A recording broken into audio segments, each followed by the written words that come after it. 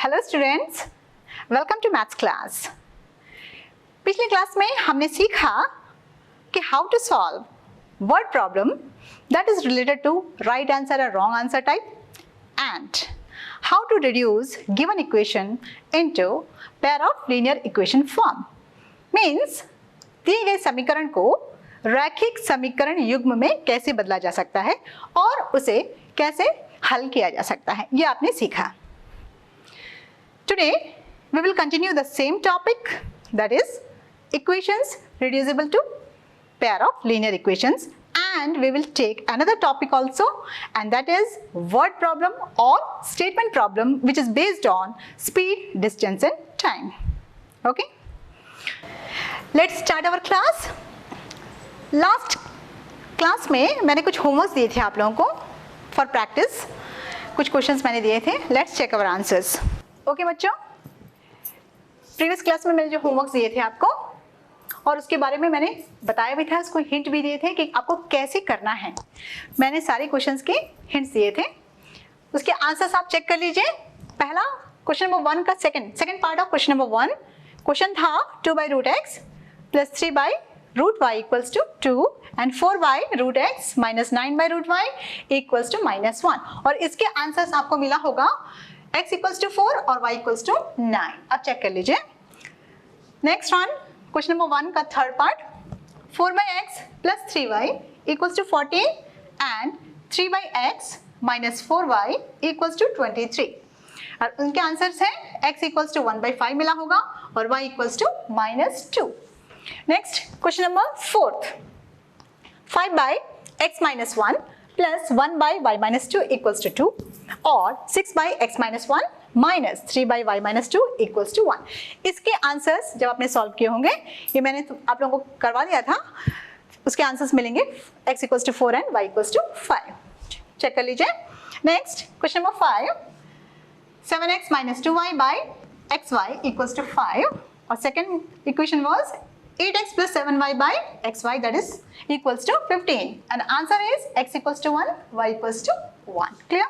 Next one, question number 6 6x + 3y = 6xy, 2x + 4y = 5xy, और इसके answers हैं x = 1, y = 2। आप इसका एक स्क्रीनशॉट ले सकते हो। Okay, next we'll continue the same exercise by taking 8th part of question number 1. Okay, थोड़ा डिफरेंट टाइप है ये, that is 1/3x + y plus 1/3x - y = 3/4, and the next equation is 1/2 3x + y minus 1/2 into 3x - y = -1/8। इसे आप कैसे करोगे? इससे पहले आपने जो किया था वो डिफरेंट टाइप था, ये एक नेक्स्ट टाइप ही है, बिल्कुल वैसे ही है। क्वेश्चन ये है, सेम क्वेश्चन है, solve for x and y, solve for x and y। Okay, हम अपना सॉल्यूशन स्टार्ट करते हैं। इस इक्वेशंस को हम ऐसे ही लिखेंगे, क्योंकि यहाँ पे देखिए 3x + y 1/3x + y, तो ये बिल्कुल इसको चेंज करने की जरूरत नहीं है। तो 3x + y plus 1/3x - y = 3/4, इसमें कोई प्रॉब्लम नहीं है आपको। लेकिन यहाँ पर देखिए, इसको हम लिखेंगे 1/2 into 1/3x + y। यहाँ पे बहुत बच्चे गलत करते हैं, इसको बहुत बच्चे क्या करते हैं, ऐसे लिखते हैं 2 1/3x + y। ये कंप्लीटली रॉन्ग है, क्योंकि 1/2 1 मतलब 1 into 1, अब इसको सेपरेट ऐसे ही कर सकते हो। क्लियर? ओके, अब हम जाएंगे second one. Second term is minus, it is also 1/2 into 1/3x - y = -1/8. This is equation number 1 and this one is second equation. Clear?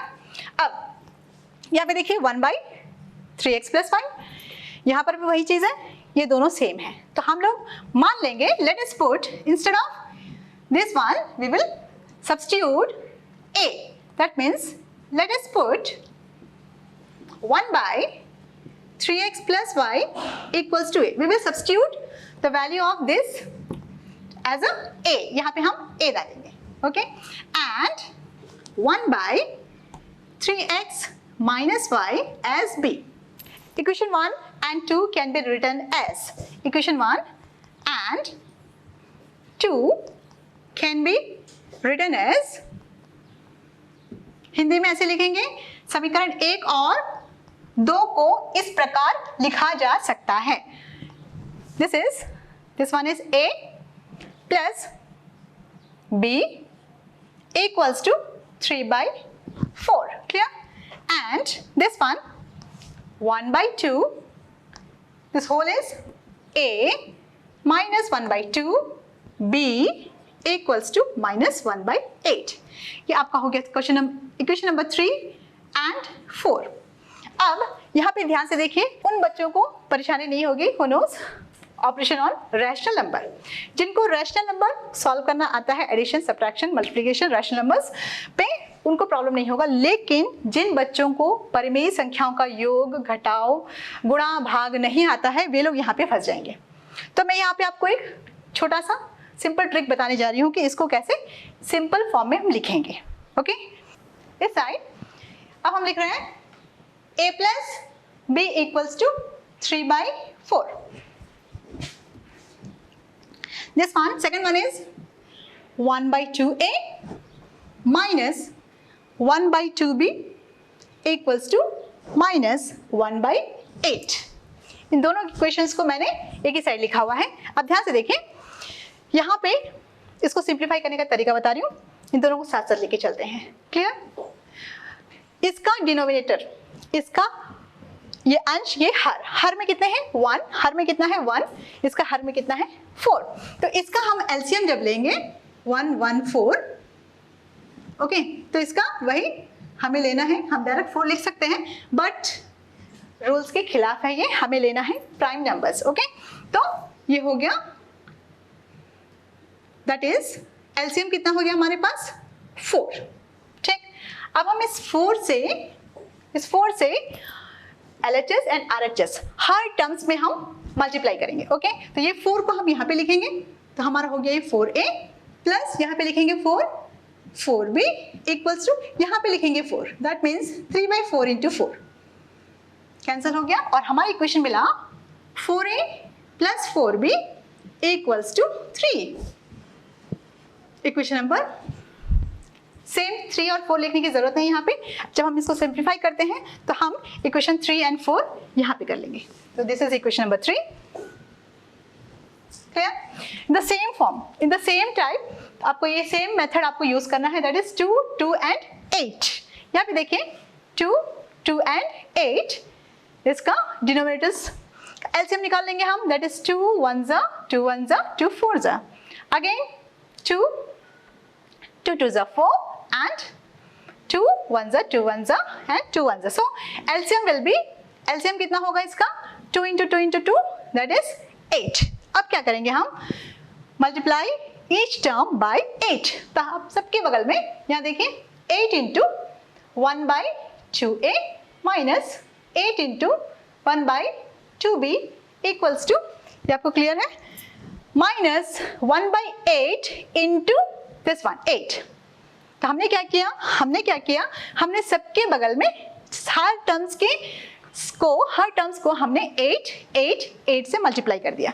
तो हमें मिला कितना, यहाँ पे देखिए 4 2 1 जा 2 2 4 जा, तो हमारा इक्वेशन मिल गया हमें, linear equation 4a minus 4b equals to minus 1. This is equation number 4. Now you already know how to solve this linear equation in 2 variables. हमें 2 variables मिल गए. Okay, equation 3 and equation 4. Now we will solve these two equations. Solving equation 3 and 4. We get, okay, for equation number 3 was 4a plus 4b equals to 3, and another equation number 4 is 4a minus 4b equals to minus 1. ठीक है, यहाँ पे on adding, we are adding it on adding, जोड़ने पर हम इसे जोड़ क्यों रहे हैं? क्योंकि ये ऑलरेडी प्लस और माइनस में और इनके कोफिशिएंट्स आपस में इक्वल है. ओके, ये कैंसिल हो गया है. तो 4 + 4 is 8a and 3 - 1 that is 2, or a equals to 2/8 that is 1/4. Now what we'll do? We will substitute the value of a in any of this equation, any one of this equation. So हम इस equation में a का मान रखेंगे. Okay, substituting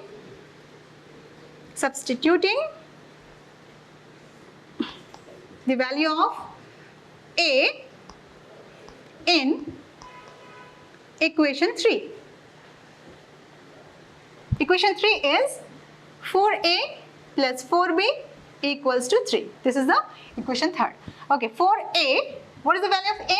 A is 1/4 plus 4b equals to 3. 4 get cancelled. So when you transpose +1 to RHS, it will become 3 - 1 plus 1 वहाँ जाके हो जाएगा -1. So 4b equals to 2 or b equals to 2/4. What is 2/4? 1/2. 2 1s are 2, 2 2s are 4. So we obtained the value of a and b, but it is not our solutions. We have to find out the value of x and y. Okay, just take a screenshot. Okay, now we will move to the next step. हमें मिला values, a की values milli 1/4 and b की values थी 1/2. But a हमने क्या माना था? 1/3x + y. Question के स्टार्टिंग में ही हमने सब्स्टिट्यूट किया था, इसके प्लेस में हमने a सब्स्टिट्यूट किया था. So will put the value of a that is 3x 1/3x + y equals to 1/4. और यहाँ पे देखिए b was 1/3x - y that is equals to 1/2.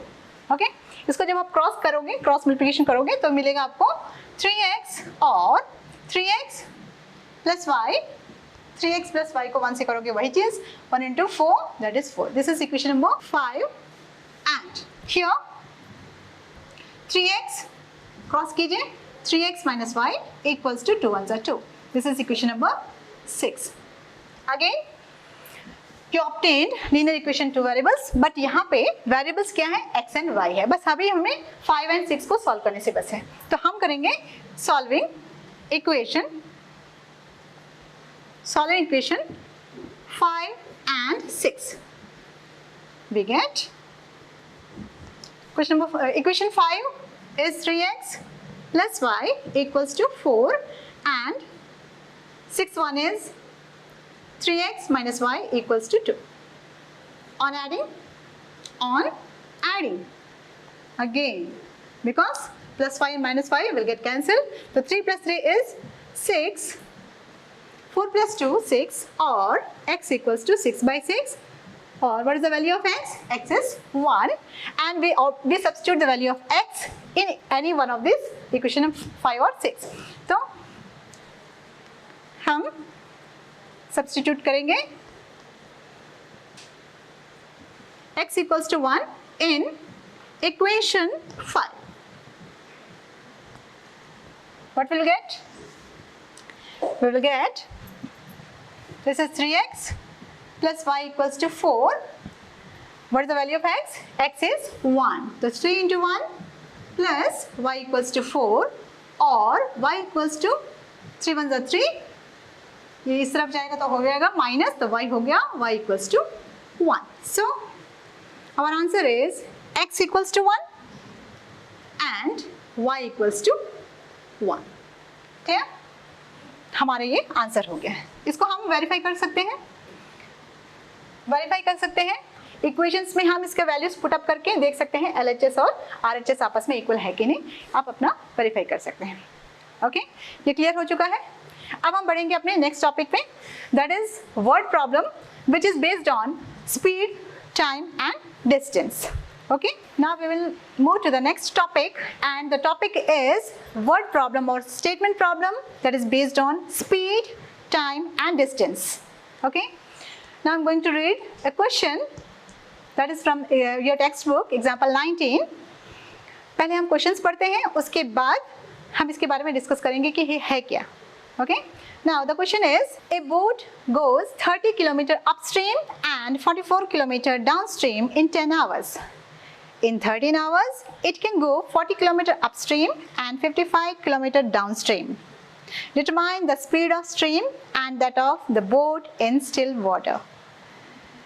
एक नाव 10 घंटे में धारा के प्रतिकूल और 30 किलोमीटर तथा धारा के अनुकूल 44 किलोमीटर जाती है. 10 घंटे में वह 40 किलोमीटर धारा के प्रतिकूल एवं 55 किलोमीटर धारा के अनुकूल जाती है.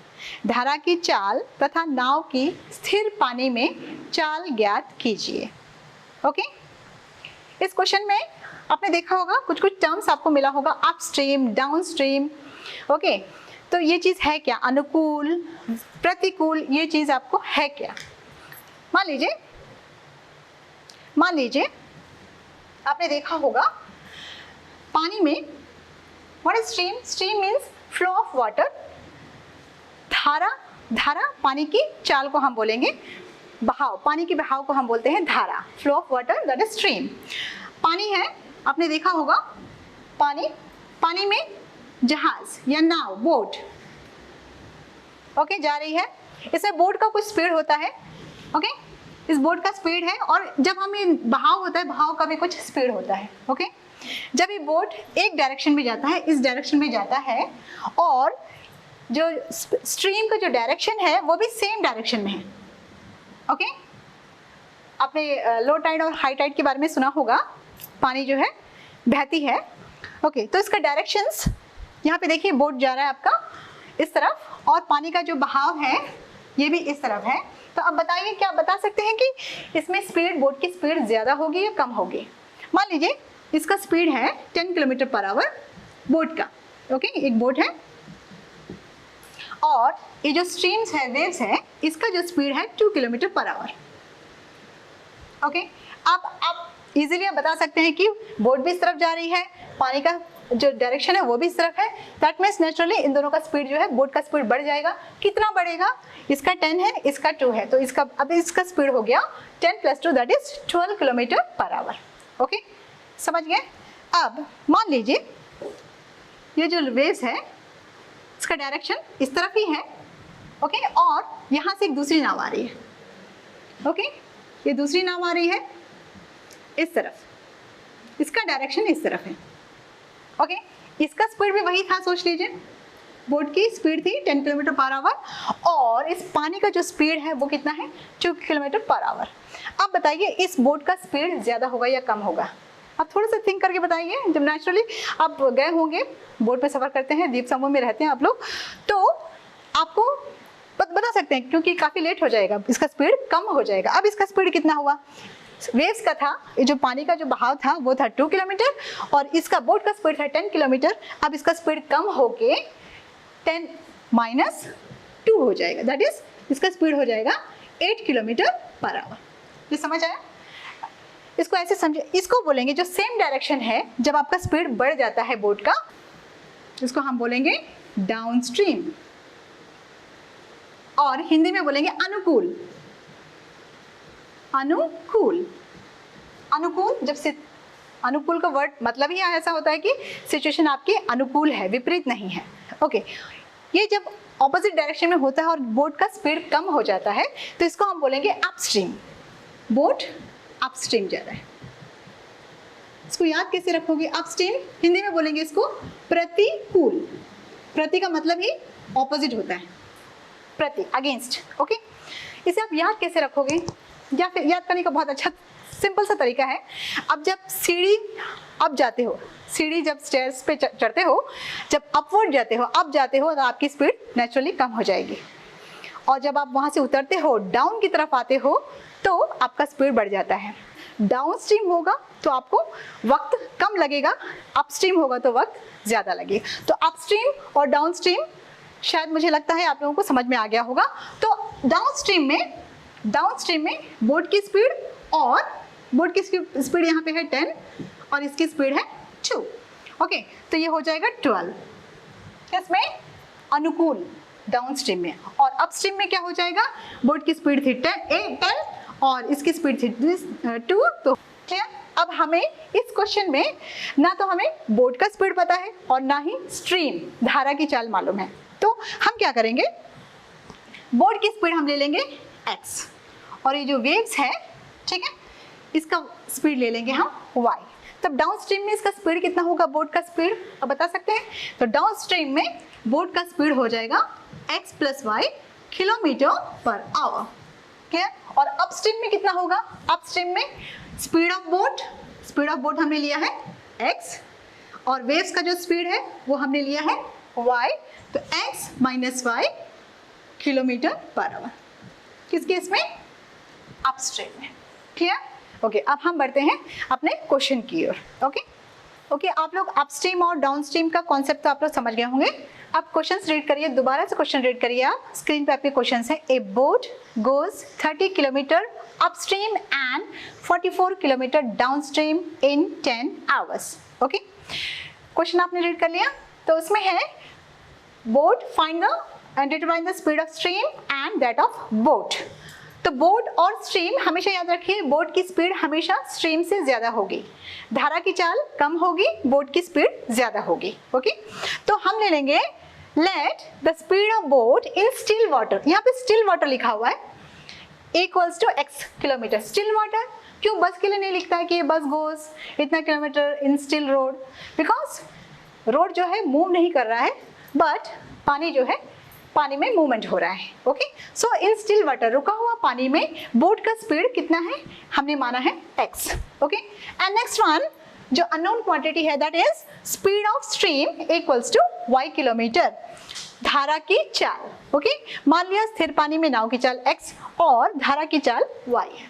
अब हमारा फर्स्ट केस, पहली जो कंडीशंस है, केस 1 स्थिति 1। ओके, फर्स्ट लाइन में ही आपका छुपा हुआ है। अब इसको समझाने के लिए मैं समझा देती हूँ कि boat goes 30 kilometre upstream and 44 kilometre downstream in 10 hours. आपको ये स्टेटमेंट लिखने की जरूरत नहीं है, बस आप लोगों को समझाने के लिए मैंने ये लिखा है। ओके, अब हम इसको दो पार्ट में कर लेंगे। फर्स्ट वन, हमेशा लिखना शुरू में डाउनस्ट्रीम। डाउनस्ट्रीम, शुरू में डाउनस्ट्रीम क्यों लिखना है वो भी बता दूंगी आपको, डाउनस्ट्रीम, और यहाँ पे अपस्ट्रीम। अपस्ट्रीम मीन्स प्रतिकूल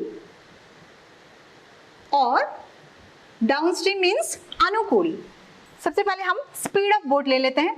speed of boat, speed of boat, नाव की चाल। डाउनस्ट्रीम हमेशा शुरू में लिखेंगे, उसके बाद हम लिखेंगे अपस्ट्रीम, आपको प्रॉब्लम नहीं होगा, ठीक है। ओके, तो speed of boat in downstream, downstream में क्या होगा, दोनों का डायरेक्शन सेम है, दोनों का डायरेक्शन सेम है, मींस दोनों को हमें प्लस करना है। किस किस को, बोट की स्पीड एंड स्ट्रीम का जो धारा की चाल है, दोनों को प्लस करेंगे हम, that is x plus y kilometre per hour. ये क्लियर है आपको? तो स्पीड ऑफ बोट हो गई x plus y in case of downstream. Upstream में क्या होगा, अपस्ट्रीम में डायरेक्शंस कैसे हैं आपके, बोट यहाँ जा रहा है और स्ट्रीम इस तरफ जा रहा है, तो आपका स्पीड ऑफ बोट हो जाएगा, स्पीड ऑफ बोट इसमें कम हो जाएगा, माइनस हो जाएगा, x minus y kilometre per hour. नाव की चाल, इस पे थोड़ा ध्यान दीजिएगा क्योंकि बहुत इंपॉर्टेंट क्वेश्चन है, हमेशा पूछा जाता है बोर्ड पे, बोर्ड एग्जाम्स पे।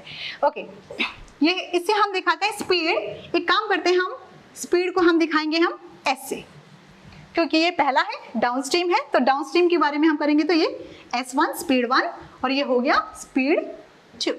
क्लियर? नेक्स्ट यहाँ पे देखिए, ध्यान दीजिए, यहाँ पे 30 kilometre upstream and 44 kilometre downstream. What is it? 44 kilometre क्या है, ये distance travelled by the boat, that means it is distance. Clear? तो डाउनस्ट्रीम यहाँ पे मिस्टेक मत करना, क्योंकि अपस्ट्रीम वाला इस तरफ जाएगा और डाउनस्ट्रीम वाला यहाँ पे जाएगा, तो distance covered. Okay, distance covered by boat. Distance को हम दिखाएंगे d से, क्योंकि डाउनस्ट्रीम क्या है तो d1 equals to how much 44 kilometre. Distance को हम लिखेंगे तय की गई दूरी, दूरी 44 किलोमीटर। और यहां पे distance covered, covered D2। Upstream, upstream, upstream में कितना कवर किया उसने 30 किलोमीटर, 30 किलोमीटर। ठीक, D2 हो गया, ये हो गया S2, S1 speed, distance. Okay, यहां तक क्लियर है। अब time taken, time taken, time taken by boat. Time को हम दिखाएंगे T1 से। क्लियर, लिया गया समय, लिया गया समय। क्लियर है, यहां पे लिया गया समय, यहां पर भी हम समय लेंगे, टाइम टेकन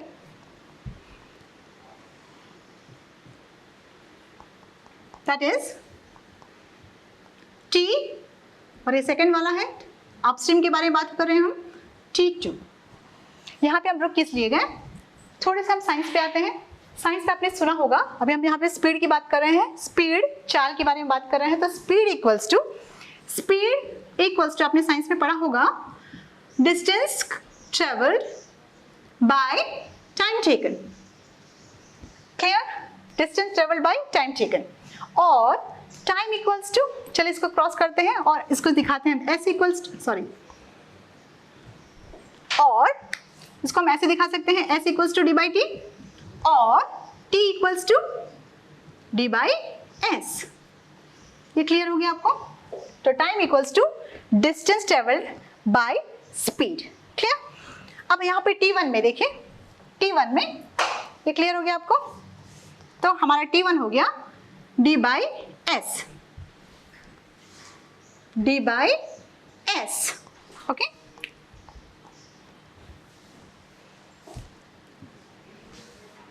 यहां तक क्लियर है आपको। अब देखिए d बाई एस, यहाँ पे हम केस, यहाँ पे हमारा डाउनस्ट्रीम है तो एस D1 और S1, ये हमारा अपस्ट्रीम है तो इसको हम लेंगे D2 एंड S2। ओके, यहाँ तक डाउट नहीं होना चाहिए। अब हम चलते हैं, दैट इज D1 कितना है यहाँ पे 44। Just substitute the values.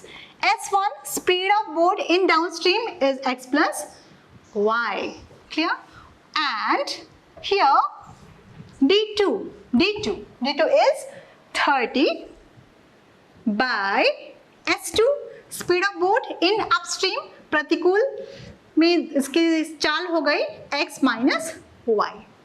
Okay, अब क्वेश्चन ध्यान से देखिए। Would goes now 30 kilometre upstream जाता है, ओके, प्रतिकूल जाता है। 44 किलोमीटर डाउनस्ट्रीम अनुकूल दिशा में जाता है इन 10 आवर्स। टोटल टाइम कितना लिया उसने जाने में, ठीक है, डाउनस्ट्रीम जाने में, अपस्ट्रीम में आने में उसने टोटल टाइम लिया है 10 hours. That is T1 plus T2 equals to 10. What is T1? T1 क्या है? तो T1 is, this is T1, 44 by x plus y plus T2 is 30 by x minus y equals to 10, and this is equation number 1. यहाँ तक आपको clear हो गया एकदम। Equation number 1 कैसे मिला? ओके, बिल्कुल सेम चीज you have to repeat for the second case also. Clear. Now we will come to the second case.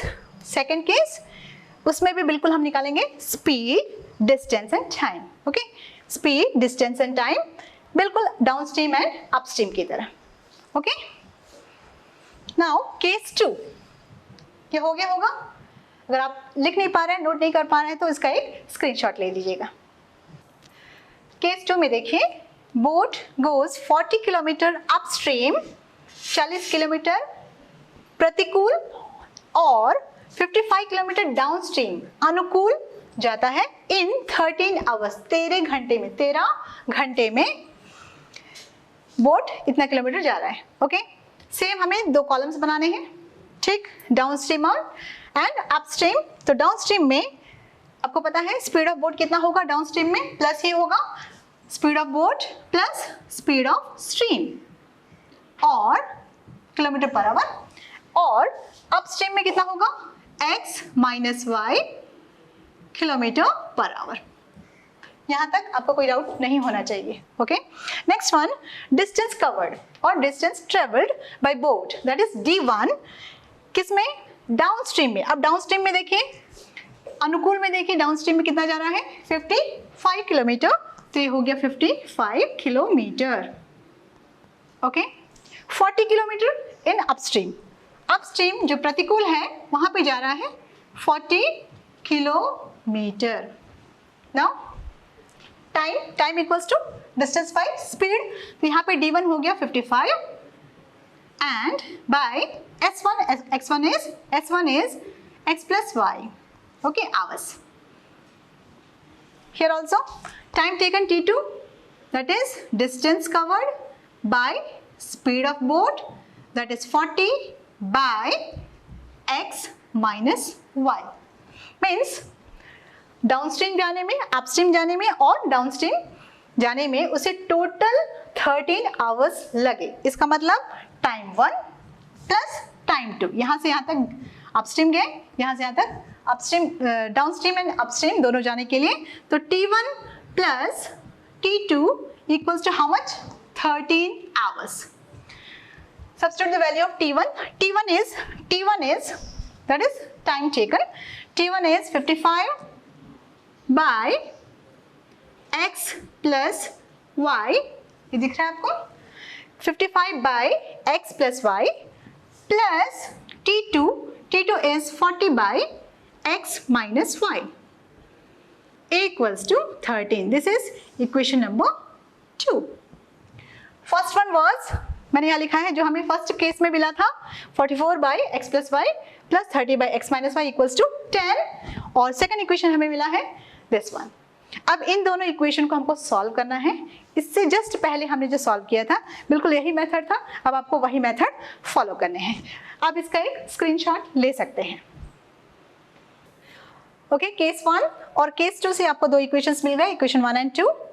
अब इसको हम रिड्यूस करेंगे in pair of linear equations bye substituting a in place of 1 by x plus y and b in place of 1 by x minus y. First equation हमें मिला 44a plus 30b equals to 10, and next one is 55a plus 40b equals to 13, that is equation number 4.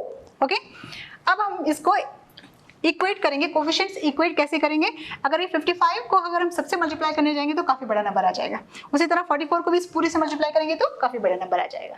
तो हम क्या करेंगे, यहाँ पे देखेंगे ये 3 है और ये 4 है, 30 एंड 40, तो इसको अगर हम 4 से मल्टीप्लाई करते हैं तो हमको मिलेगा 120, इसको इससे मल्टीप्लाई करते हैं 3 को तो 120 मिल जाएगा। क्लियर, तो हम क्या करेंगे, इस पूरे इक्वेशन को 4 से मल्टीप्लाई करेंगे, ओनली दिस 4 से मल्टीप्लाई किया और इस पूरे को इक्वेशन नंबर 3 को 3 से मल्टीप्लाई किया, तो हमें मिला 176a plus 120b equals to 40।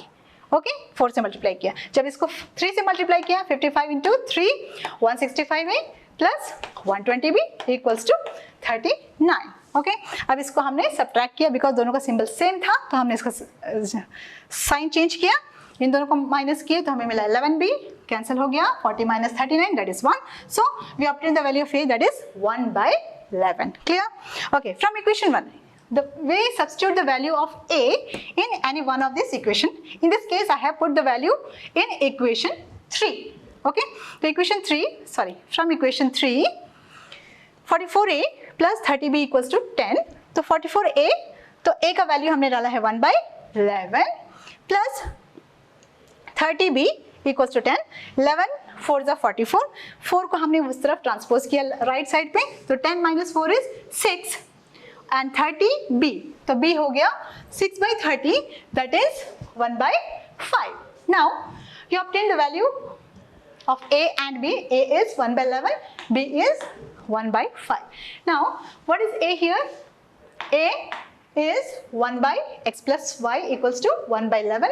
B is 1 by x minus y equals to 1 by 5. Okay अब इससे हमें दूसरा इक्वेशंस मिल गया। इसमें देखिए x y वेरिएबल्स हैं और इसमें भी x y वेरिएबल्स हैं, तो हमें एक पैर मिल गया है। इसको हम सॉल्व करेंगे तो 11 एंड x प्लस वाई, तो हमें मिला x plus y equals to 11 और ये इक्वेशन मिला हमें x minus y equals to 5 यहाँ से। क्लियर? ओके, इन दोनों को भी हम सॉल्व करेंगे। सॉल्व करना बहुत ही सिंपल है, आपको आता है। तो इन दोनों को हमने सॉल्व किया, इसको और एडिंग, इसको हमने ऐड किया तो कैंसिल हो गया है। तो 1 plus 1 2x equals to 11 plus 5 that is 16, तो 16 बाई 2 दैट इज 8। तो x का वैल्यू मिल गया हमें 8। अब x की वैल्यू हम इन दोनों में से किसी एक इक्वेशन पे लगाएंगे, 5 में या फिर 6 में। ओके तो हमने इसमें लगाया है सब्स्टिट्यूटिंग द वैल्यू x का, x इक्वल्स टू 8 समीकरण 5 में प्रतिस्थापित करने पर। आप ऐसे लिख सकते हो। ओके हिंदी मीडियम वाले, इक्वेशन 5 हमें मिला है this one, x plus y equals to 11। तो x किस प्लेस पे हमने रखा है 8, तो 8 प्लस वाई इक्वल्स टू 11 और 8 को ट्रांसपोज किया राइट साइड में, तो 11 माइनस 8, तो y equals to 11 minus 8, we obtain 3। Now speed of boat हमने क्या माना था x, so speed of boat in still water is x. what is the value of x? that is 8. so speed of boat is 8 kilometre per our. Clear है? 8 दिख रहा है आपको, this is 8 kilometre per our. And हमने माना था y था धारा की चाल या फिर स्पीड ऑफ स्ट्रीम, तो speed of stream equals to y हमें मिला है 3, तो y equals to speed of stream equals to 3 kilometre per hour. इससे रिलेटेड क्वेश्चंस मैं आपको दूंगी जो आप अपने स्क्रीन पे देख सकते हैं। प्रैक्टिस क्वेश्चंस हैं, आप इसे नोट कर लीजिएगा। फर्स्ट क्वेश्चन है, the first one is a boat goes 60 kilometre upstream and 24 kilometer downstream in 6 hours. In 6 hours, it can go 12 kilometer upstream and 36 kilometer downstream. Determine the speed of stream and that of the boat in still water. एक नाव 6 घंटे में धारा के प्रतिकूल 16 kilometre और धारा के अनुकूल 24 किलोमीटर जाती है। 6 घंटे में वह 12 किलोमीटर धारा के प्रतिकूल और 36 किलोमीटर धारा के अनुकूल जाती है।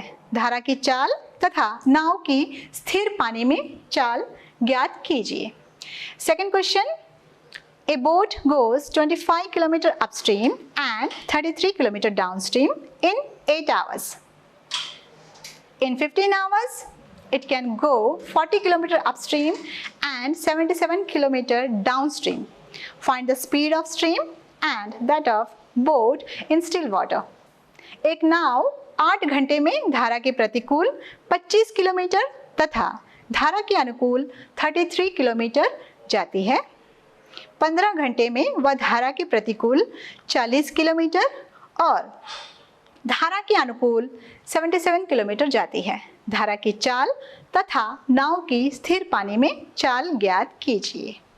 आपके लिए कुछ होम असाइनमेंट्स मैंने लिखे हुए हैं ब्लैक बोर्ड पे, आप उसे घर में कीजिए। ये हमारा टाइप 1 है जो हमने शुरुआती दौर पे किया था। तो ये क्वेश्चन, फर्स्ट क्वेश्चन है 3 by x plus y plus 2 by x minus y equals to 2, 9 by x plus y minus 4 by x minus y equals to 1। हमारा सेकंड क्वेश्चन है 1 by 2 into x plus 2 y plus 5 by 3 into 3x minus 2 y equals to minus 3 by 2। 5 by 4 into x plus 2y minus 3 by 5 into 3x minus 2y equals to 61 by 60. ये last one, question number 3, ये आपके text book का question है। 10 by x plus y plus 2 by x minus y equals to 4 and second equation is 15 by x plus y minus 5 by x minus y equals to minus 2. उम्मीद है आप ये questions जरूर करेंगे। इस homework का डिस्कशन हम नेक्स्ट क्लास में करेंगे। ओके स्टूडेंट्स, आज हमने सीखा कि अपस्ट्रीम डाउन स्ट्रीम वाले टाइप के क्वेश्चंस हम कैसे करेंगे, दैट इज बोर्ड प्रॉब्लम को कैसे सॉल्व करना है, ये आप अच्छी तरह सीख चुके हैं। और इसके अलावा एक्सरसाइज 3.6 के क्वेश्चन नंबर 1 के सारे क्वेश्चंस हमने सॉल्व किए हैं। उम्मीद है आप लोगों को ये क्लास अच्छी तरह समझ आ गया होगा। आज के लिए इतना ही, हम नेक्स्ट क्लास में फिर अलग टॉपिक के साथ मिलेंगे। तब तक अपना ध्यान रखें, स्वस्थ रहें, सुरक्षित रहें। Thank you.